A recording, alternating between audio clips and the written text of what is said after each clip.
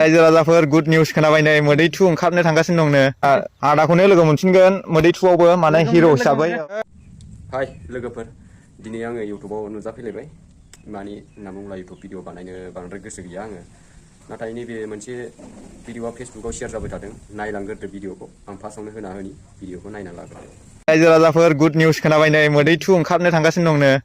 आदाखौनो लोगो मोनफिनगोन मोदै 2आवबो माने हिरो हिसाबै ओइ आदा एक्टरखौ लोगो मोनबावबा नोंथांमोना बहुद सोंहरदों दि बहाय दंमोन दिनैसो नुबाय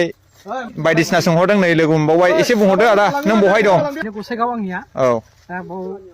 माखासे खामानि लादों नालाय बेनिखायनो जोंबो बै खामानिखौ नायस्रांनो फैबाय जोङो औ जायगाखौ नुनानै मोजां मोनदों खेथिबो खालामो बहुत ओमफ्राय सावथुन मुलुगाव फैफिननो थिनदों सावथुन मा बुङो दायो समाबो बहुत आंखाल आंहा औ समफ्रा मिलायोब्ला इसोरनि अननायाव फैफिनगोन र' बहुत मोजां मोनो माखासे मानसिफ्रा औ थेंक इउ सै आंनिफ्रायबो गोजोननाय हरबाय औ आरो खौबो बेबायदि सापर्ट होबाय थानो थाखाय खावलायहरनाय थाबाय आंनिफ्राय ओमफ्राय मोदै 2 बानायफिननो थिनदों मा मोदैखौ बहुत गाबलायदोंनो सोरबा सोरबा नायनानै डिरेक्टर आरो माखासे स्ट'रि लिरनायफ्रा आरो लिरबावनो नागिरदों मोदै 2 खौहाय दा फैगोन टाइमाव मा होनहरो ओरैनोथ' दा प्रिपेयार जादों जानाया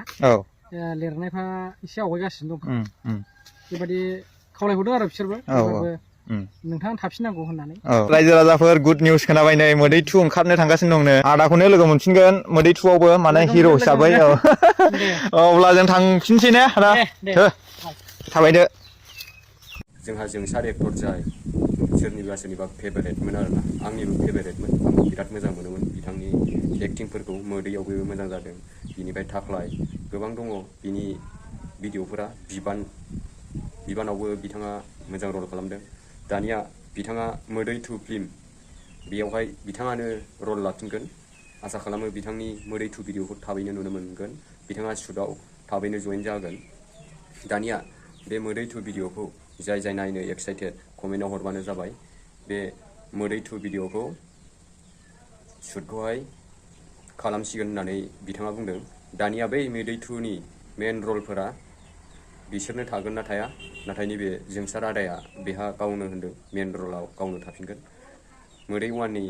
जाय मेन हिर'इनाथ' जोंहा रिंकि आब'मोन आसा खालामो बेखौबो थागोन होननानै आरो आबु बिथराय आरो जोंहा एन्टनि लाग्रा बिथांखौबो नुगोन दानिया भिडिअखौ आंबो नायनो एक्साइटेड जानानै थाबाय दानिया आङो बेखिनिखौनो फेसबुकावहाय गोसारबाय थानायखाय नोंथांमोननो शेयार खालामनो होननानै आङो बे एसेखिनि भिडिअखौनो बानायदों दानिया आं भिडिअखौ फोजोबबाय बाय बाय